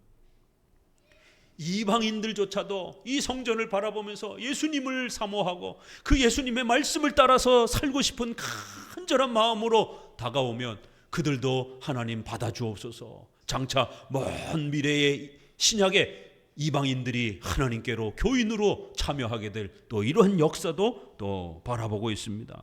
44절에 주의 백성이 적국과 싸울 때에 이 성전을 바라보면서 예수님을 사모하고 말씀을 의지하면서 전쟁을 치르면 승리하게 해 주옵소서. 46절에 범죄하지 아니한 사람이 없사오니 저희가 주께 범죄함으로 주께서 저희에게 진노하사 저희를 적국에게 붙이심에 적국이 저희를 사로잡아 원군을 물론하고 적국의 땅으로 끌려간 후에 저희가 사로잡혀간 땅에서 스스로 깨닫고 그 사로잡은 자의 땅에서 돌이켜 주께 간구하기를 우리가 범죄하여 배역을 행하였으며 악을 지었나이다 라고 하며 성전을 바라보면서 기도하면 또 하나님께서 돌아오게 해 주실 것이다라는 거예요. 50절에 주께 범죄한 백성을 용서하시며 주께 범한 그 모든 허물을 사하시고 저희를 사로잡아간 자의 앞에서 저희로 불쌍히 여김을 얻게 해 주옵소서. 51절에도 저희는 주께서 철풀무 같은 애굽에서 인도하여 내신 주의 택하신 주의 산업 하나님의 예정하신 백성들입니다. 그 백성들이 이 성전을 바라보며 예수님을 깨닫고 배우고 그 예수님의 말씀에 순종하면 하나님 용서해 주시고 회복시켜 주옵소서. 바로 성전은 이런 목적으로 우리에게 준 거예요. 이 땅에 이제 예수님이 오셔서 그 모든 구원을 완성해 주신 겁니다. 이제 우리는 그 예수님의 십자가를 사모하고 그 예수님이 남겨주신 말씀을 붙잡고 열심히 순종하고 회개하면 하나님이 용서해 주시고 또 우리의 삶을 보살펴 주시겠다라는 거예요. 바로 성전은 우리에게 예수님을 가르쳐주고 말씀에 순종하는 법을 가르쳐주는 용도로 수단으로 주신 것입니다. 56절에 이렇게 길게 성전을 봉헌하면서 성전을 우리에게 주신 목적을 아주 자세히 소개하는 거예요. 여호와를 찬송할지어다 저가 무릇 허하신 대로 그 백성 이스라엘에게 태평을 주셨도다.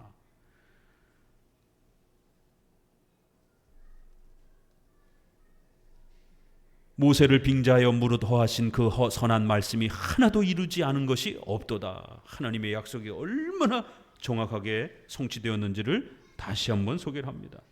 57절에 우리 하나님 여호와께서 우리 열조와 함께 계신던 것 같이 우리와 함께 계시옵고 우리를 떠나지 마시고 버리지 마옵소서. 60절에 이에 세상 만민에게 여호와께서만 하나님이시고 그 외에는 없는 줄을 알게 하시기를 원하나이다. 그런즉 너희 마음을 우리 하나님 여호와와 합하여 완전케 하여 오늘날과 같이 그 법도를 행하며 그 계명을 지킬지어다. 하나님을 사랑하는 것은 뭐라고요? 말씀을 사랑하는 거예요. 하나님께 순종하는 건 뭐라고요? 말씀에 순종하는 겁니다. 이렇게 하나님 여호와와 화합하라. 그리고 그 말씀에 순종하고 지켜라. 그리하면 하나님이 너희를 지켜줄 거라는 거예요. 오직 이 세상에서 하나님만이 유일한 신임을 이 성전을 통해서 배우라는 겁니다. 그리고는 봉헌식으로 제사를 드립니다. 자, 9장으로 가봅니다. 첫 번째 줄 읽습니다. 솔로몬이 여호와의 전과 왕궁 마친 때에 여호와께서 전에 기브온에서 나타나신 것 같이 다시 솔로몬에게 나타나사 저에게 네가 내 앞에서 기도하며 간구함을 내가 들었은즉 내가 너의 건축한 이 전을 거룩하게 구별하여 나의 이름을 영영히 그곳에 두며 나의 눈과 나의 마음이 항상 거기 있으리니 내가 만일 내 아비 다윗의 행한 같이 마음을 온전히 하고 바르게 하여 내 앞에서 행하여 내가 내게 명한 대로 온갖 것을 순종하여 나의 법도와 율례를 지키면 내가 내 아비 다윗에게 허하여 이르기를 이스라엘 위에 오를 사람이 내게에서 끊어지지 아니하리라 한 대로 너의 이스라엘의 왕위를 영원히 견고하게 하려니와 만일 너와 너희 자손이 아주 돌이켜 나를 쫓지 아니하며 내가 너희 앞에 둔 나의 계명과 법도를 지키지 아니하고 가서 다른 신을 섬겨 그것을 숭배하면 내가 이스라엘을 나의 준 땅에서 끊어버릴 것이요 내 이름을 위하여 내가 거룩하게 구별한 이 전이라도 내 앞에서 던져버리리니 이스라엘 모든 민족 가운데 속담거리와 이야기거리가 될 것이라. 결론을 다시 한번 이야기하죠. 이 성전의 목적은 바로 예수님을 장차올 예수님을 배우고 그 예수님을 통해서 하나님의 말씀에 순종하는 법을 배우면서 하나님을 사랑하라는 것이에요. 만약 이것을 제대로 배우는데 이 성전을 사용하지 않으면 아무리 성전이라 할지라도 하나님이 다 쪼개버릴 것이다라는 거예요. 다 부셔버릴 것이다라는 거예요. 성전이 무슨 의미가 있느냐라는 겁니다. 하나님의 말씀에 순종하지 않는데. 하나님의 말씀에 순종하는 훈련을 하도록 이 성전과 제사법을 우리에게 준 거라는 것이에요. 8절에 이 전이 높을지라도 무릇 그리로 지나가는 자가 놀라며 비웃으며 조롱하게 될 거라는 거예요. 어떻게 이렇게 성전이 다 망가졌느냐? 바로 그 이유는 9절에 바로 하나님 여호와를 버리고 다른 신에게 복종하였기 때문이다. 바로 그렇게 되면 이 성전이고 뭐고 다 붕괴가 될 것으로 명심 또 명심하라고 성전에 주신 목적을 이렇게 최종적으로 소개를 합니다. 자, 그리고는 이제 히람에 대한 얘기가 한 번 더 나옵니다. 12절에 히람이 두로에 와서 솔로몬이 자기에게 준 성읍들을 보고 눈에 들지 아니하여 이렇게 일을 하면 성읍들을 그 급여로 주기로 했는데 이 성읍이 보니까 볼품이 없어요. 좀 좋은 도시가 아니라 시골 동네 이런 거를 준 거예요. 이런 얘기가 왜 성경에 있을까요? 이거 그럼 솔로몬이 잘못한 거잖아요. 적정하게 값을 치러줬어야 되는데 이 히람이 보니까 이거밖에 안 되나? 이게 더 좋은 걸 줘야지 이러면서 투덜대는 거예요. 그래서 13절에 이르기를 나의 형이여 내게 준 이 성읍들이 이러하느냐 하고 이름하여 가불 땅이라 하였더니 그 이름이 오늘까지 있느니라. 히람이 금 120달란트를 왕에게 보내었더라. 이게 확 압축되어 있다 보니까 이걸 잘 풀어내야 돼요. 이렇게 좋은 땅을 주기로 이렇게 약속을 했는데 이제 솔로몬이 이제 돈을 너무 많이 쓰다 보니까 이게 이제 돈이 좀 모자르는 것이죠. 건축에 이제 많은 비용을 쓰다 보니까. 그래서 좋은 땅을 주지 못하고 약간 좀 부족한 땅을 준 겁니다. 그럼 보통 사람 같았으면 막 욕을 하고 여기도 지금 히람이 불평하잖아요. 눈에 들지 않았다라고. 나의 형제요. 어떻게 이 땅을 이런 땅을 나에게 줍니까? 그렇게 불평을 해놓고 14절에는 금 120달란트를 한 달란트가 얼마큼 되는지 아셔요? 이만큼 됩니다. 이만한 네모 박스 이만큼 정도 돼요. 한 달란트가. 들지도 못해요. 정말 성인이. 큰 돌덩어리 이만큼이 한 달란트예요. 이게 120덩어리를 준 거예요. 요즘 금값 계산하면 웬만한 바 하나도 뭐 몇천만 원씩 하고 막 이러는데 계산해 보세요. 아니 삐진 사람이 왜 이렇게 돈을 많이 갖다 줬어요? 하나님의 역사입니다. 솔로몬은 돈이 부족해가지고 재정적으로 많이 빠듯한데, 그래서 좋은 땅도 제대로 못 줄 정도로 이 성전과 왕궁을 건축하는데 많은 에너지를 쓴 거예요. 그래서 이렇게 약속도 충분히 지키지 못할 정도로 솔로몬이 악을 행해서 약속을 안 지킨 게 아니라 재정이 너무 빠듯하다 보니까 좋은 땅을 제대로 값을 치르지 못한 겁니다.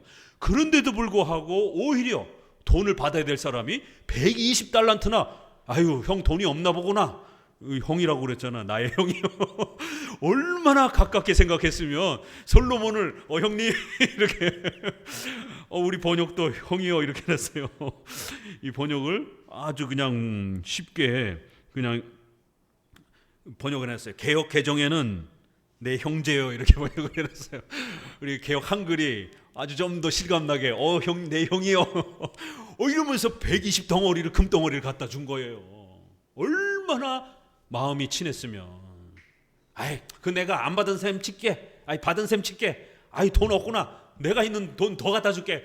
저기 성전이나 왜냐면 자기가 성전 건축 총책임자다 보니까 이거 금이 조금 더 들어갔어야 되는데, 이런 아쉬움이 생기는 거죠. 그러니까 이렇게 기꺼이 솔로몬에게 돈을 더 갖다 준 거예요.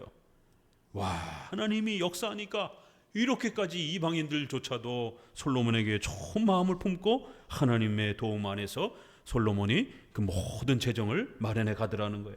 그러면서 15절부터는 계속되는 이제 다양한 또 솔로몬의 건축과 또 그러한 경제 활동들이 소개됩니다. 22절에 이스라엘 백성들은 노예로 삼지 않았고 이방인들만 노예로 삼으면서 그렇게 땅을 일구었더라 이러면서 솔로몬의 제사들이 또 그 이후에 또 제사 드린 것도 소개가 되고요. 26절에는 솔로몬 왕이 에돔 땅 홍해물 엘롯 근처 에시온 게벨에서 배들을 지으니라. 히람 또 나오네요. 야, 이거 보세요. 그러니까 솔로몬의 이 영광스러운 그 왕궁과 이 왕궁의 재정을 유지하는 데에 히람이라고 하는 이 이방인이 얼마나 결정적인 도움을 줬는가를 성경은 있는 그대로 소개를 합니다. 이거 자칫 읽으면 아니 교회가 뭐 이렇게 부족한데 이렇게 자꾸 이방인의 도움을 받지? 차라리 하나님이 교인들을 이렇게 세워가지고 교인들 돈으로 뭔가를 하고 이렇게 해야 좀 더 멋있을 것 같은데, 오히려 이방인의 이렇게 돈을 도움받아서 솔로몬의 재정이 축적되어져가는 장면을 봅니다. 해상 무역을 하는 거예요. 이쪽은 바닷가기 때문에, 지중해 바닷가기 때문에, 또 두로와 시돈 여기는 굉장히 좋은 그러한 무역로이기 때문에 이 해상 무역이 잘 발달돼 있던 거예요.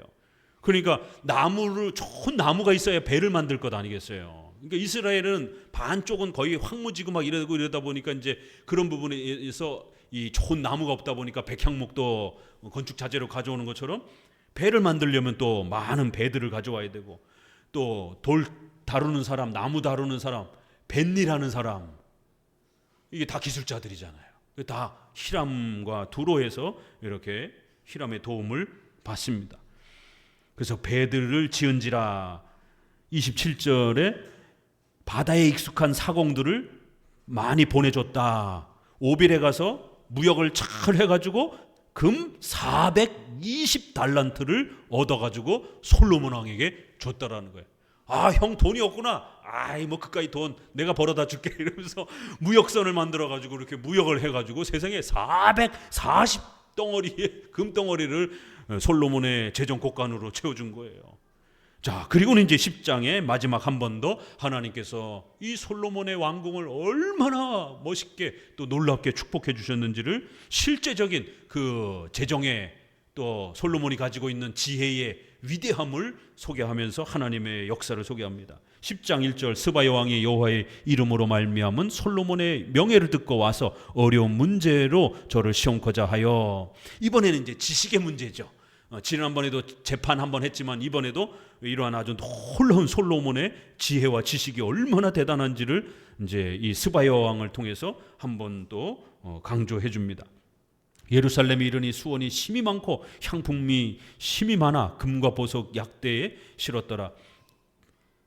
그가 솔로몬에게 나아가서 자기 마음에 있는 것을 다 말하며 솔로몬이 그 묻는 말을 다 대답하였으니 왕이 음미하여 갖지 못한 것이 없었더라. 아주 어마어마한 지식과 또 내용들을 답해 준 겁니다.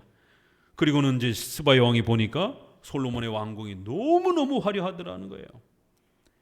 7절을 이제 이렇게 칭찬합니다. 내가 그 말들을 믿지 아니하였더니 이제 와서 목도한즉 내게 말한 것은 절반도 못되니 당신의 지혜와 복이 나의 들은 소문에 지나도다. 훨씬 더 많다라는 거예요. 와, 복되도다.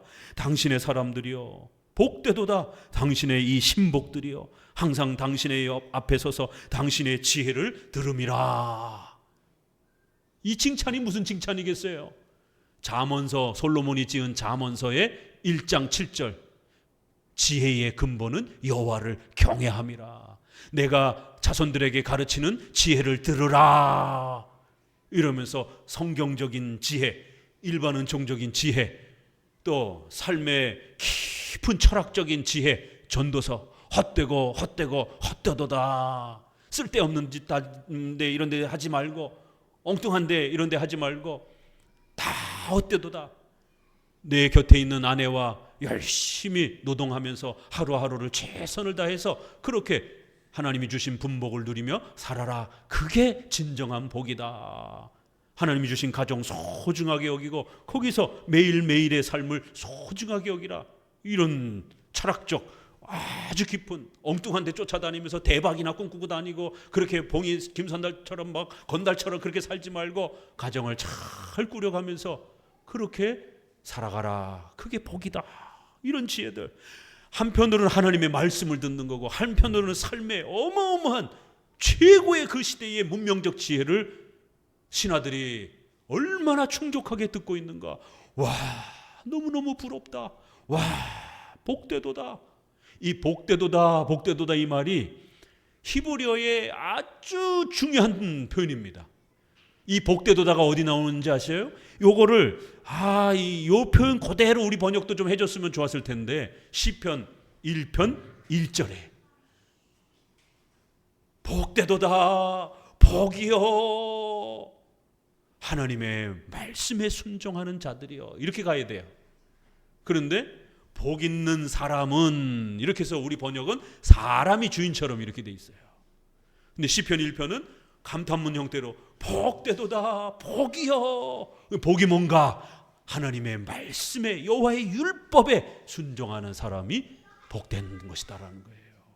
물질과 이런 세상의 부귀영화를 누리는 것보다도 하나님의 말씀을 깨닫고 사랑하고 그 말씀을 실천하는 게 우리 인생에 있어서 얼마나 복된가. 복이여 복되도다. 이 복되도다 이렇게 좀 시편을 번역했었으면 참 좋았을 것이. 원문이 그렇게 돼 있습니다. 여기도 복되도다 복되도다 복되도다. 당신을 통해서, 당신은 선지자잖아요. 다윗도 선지자고 솔로몬도 하나님의 말씀을 지었잖아요.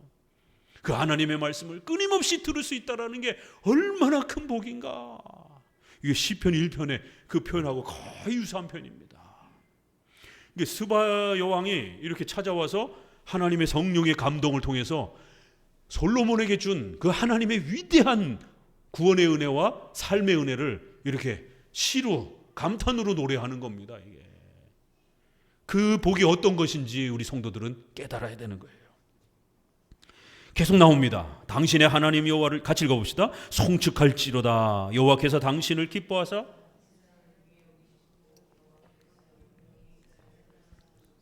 당신을 세워 왕을 삼아 공과 의를 행하게 하셨도다 하고 이에 저가 금 120달란트와 심이 많은 향품과 보석을 왕께 드렸으니. 9절에는 하나님을 칭송하고 높이는 그러한 또 복됨을 이야기하잖아요. 와, 당신을 통해서 하나님을 배우고 사랑하는 사람들은 너무 복되도다. 그래서 많은 구약학자들이 이 스바 여왕이 신자가 됐는가 안 됐는가에 대한 많은 해석 논쟁이 있어요. 어떤 분은 신자가 안 됐을 것이다. 그냥 이건 일반적인 칭송이지 않겠는가. 어떤 분은 이 정도면 이거 신자가 전도가 됐을 것이다 라고. 이거 보통 칭송이 아니기 때문에 이렇게까지 하나님을 사랑하는 것, 그 솔로몬을 통해서 하나님의 말씀을 듣는 게 얼마나 복된 것인지. 바로 이 성전은 장차 예수님과 그 예수님의 말씀을 먹고 마실 수 있도록, 우리가 배울 수 있도록 가르치는 도구로 그렇게 주신 것이다라는 것을 다시 한번 또 이렇게 소개를 합니다. 자, 히람 얘기 안 끝났어요. 야, 이 히람이 이렇게 많이 나옵니다. 11절에 같이 읽어봅니다. 오빌에서 금을 실어 온 히람의 배들이 오빌에서 많은 백당목과 보석을 운반하여 왕이 백당목으로 여호와의 전과 왕궁의 난간을 만들고 또 노래하는 자를 위하여 수금과 비파를 만들었으니 이 같은 백당목은 전에도 온 일이 없었고 오늘까지 보지 못하였더라. 그거 보세요. 히람이 건축하다 보니까 조금 아쉽다. 이 금을 조금 더 칠했으면, 이 나무가 조금 모자른데 이 백단목, 이게 백단목이 어떤 나무인지는 우리가 잘 알지 못하겠지만 문맥을 보게 되면 굉장히 비싼 나무. 왜 우리 악기 이 플롯이라든가 뭐 이런 거 뭐 그 악기 나무가 그 수백만 원 막 이렇더라고요. 수천만 원씩 되고, 그 아프리카 뭐 이런 데 아주 굉장히 희귀한 나무로 이렇게 만드는 이제 그런 주로 고급, 여기도 보니까 악기를 만들잖아요. 악기는 그 소리가 중요하기 때문에 일반 나무로 쓸 수가 없단 말이에요. 최고급 희귀한 나무로 그렇게 악기도 만들고, 또 성전에 또 왕궁에 또 이런 미흡했던 부분들 더 보강해주고, 이렇게까지 이방인의 도움을 받는 겁니다. 그래서 우리 신자들도 직장에서 생활 공간에서 불신자들하고 사이좋게 잘 지내세요. 그 불신자들을 통해서 여러분에게 사업의 기회와 또 좋은 또 재정적 기회도 하나님이 만들어 주실 수 있는 겁니다. 전도의 기회뿐만 아니라 우리 성도들의 삶도 또 불신자들의 이러한 도움과 삶 속에서 또 우리가 만들어져 가는 거예요. 14절에 솔로몬의 세입금의 중수가 무게가 666금 달란트였더라. 그래가지고 이거를 앞뒤 문맥 다 빼고 세대주의자들이 666 좋아하는 이 세대주의자들이 신약에 666이 친구약의 성경에 666이 딱 2번 나옵니다. 구약에 여기 한 번 나와요. 이거는 미처 몰랐죠. 신약에 요한계시록 14장에 666이 나오잖아요. 그건 많이 하는데 구약에도 666이 나오는 거 사람들이 잘 몰라요. 근데 구약에는 종말론하고 아무 상관이 없어요. 이거는 그냥 성전에 그 금이 얼마나 많은지 666 덩어리, 큰 덩어리 달란트가 되더라. 이거를 어떻게 사탄의 표시로 적용할 거예요? 큰일 납니다. 성전의 지금 설명인데 이걸 어떻게 사탄에게다 적용을 해요? 요한계시록에는 6자가 7자가 완전 숫자이기 때문에 6이 인간이 6일째 만들어지고 인간이 타락했기 때문에 이스라엘 백성들은 6을 죄악된 숫자, 인간의 숫자로 보는 거예요. 그래서 사탄을 6에다가 많이 상징적으로 표현하는 겁니다. 죄를 6이라고도 표현하는 것이고, 신적 작정, 예정을 7이라고 하는 완전 숫자에다가 12라는 완전 숫자에다가 이렇게 숫자로도 교리를 가르쳐요. 이스라엘 백성들은 숫자를 좋아해가지고. 그럴 때 여기 666달란트, 이거는 종말론적인 그런 악의, 사탄의 악한 영들을 상징하는 그런 뜻이 아니라 문맥 아래서 봐야 되는 겁니다. 이거는 그저 솔로몬의 재정이 얼마나 많았는지, 지금까지 얘기한 거 다 합치면 한 1000달란트 뭐 이상 가까이 될 것 같은데 이게 세입금만 666달란트고 앞에 히람이 갖다 준 거 뭐 이런 거 치면 지금까지 우리가 본 것만 해도 1000달란트 이상이 될 거란 말이에요. 이렇게 왕실 재정이, 또 세금이 매해 들어오는 이런 것들이 이렇게 어마어마한 겁니다. 이거는 축복과 관련된 숫자예요.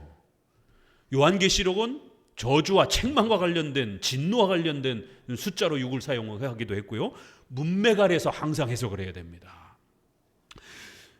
그 외에 또 상고가 무역하는 객상과 아라비아 왕들과 나라 백성들에게도 가져온지라. 솔로몬이 왕이 쳐서 느린 금으로 큰 방패 200을 만들었더라. 어마어마하게 왕실을 아주 튼튼하게 만듭니다. 20절에 또 12사자가 있어 그 6층계 좌우편에 섰으니 아무 나라에도 이같이 만드는 것이 없었더라. 솔로몬의 왕궁의 층계에 엄청난 또 그런 모습이 소개가 됩니다. 21절에 솔로몬의 시대의 은을 귀히 여기지 아니함이라. 요즘에 은값 엄청나게 많이 올라갔던데 은을 그냥 아무렇지도 않게 그냥 하찮게 생각을 할 정도로 차고 넘쳤다라는 거예요. 23절 마지막으로 있습니다. 솔로몬 왕의 재산과 지혜가 천하 열왕보다 큰지라 천하가 다 하나님께서 솔로몬의 마음에 주신 지혜를 들으며 그 얼굴을 보기 원하여 각기 예물을 가지고 왔으니 곧 은그릇과 금그릇과 의복과 갑옷과 향품과 말과 노새라 해마다 정한 수가 있었더라. 이렇게 하나님이 솔로몬의 왕궁의 재산이 부족하지 않도록 가득가득 채워주시고 그 부귀영화를 충만히 채워주시면서 장차 하나님의 나라 그리스도의 나라가 얼마나 그 풍요롭고 영광스러울 것인지를 이 땅에 솔로몬의 왕궁의 번영을 통해서 천국과 그리스도의 나라를 모형적으로 가르쳐 준 겁니다. 이거를 오늘 우리 시대에다가 예루살렘 영토적인 국가에다가 적용해도 안 되는 거고, 이걸 교회에다가 적용해가지고 이 땅의 유형교회의 어떤 외적인 규모에다가 적용해도 절대로 안 되는 것입니다. 이거는 오직 장차 올 예수 그리스도와 그 메시아의 영광스러움에 우리가 얻게 될 그 천국의 화려함과 그 풍요로움들을 우리에게 이렇게 이 땅의 물질을 통해서 가르쳐 주는 것입니다. 기도합니다.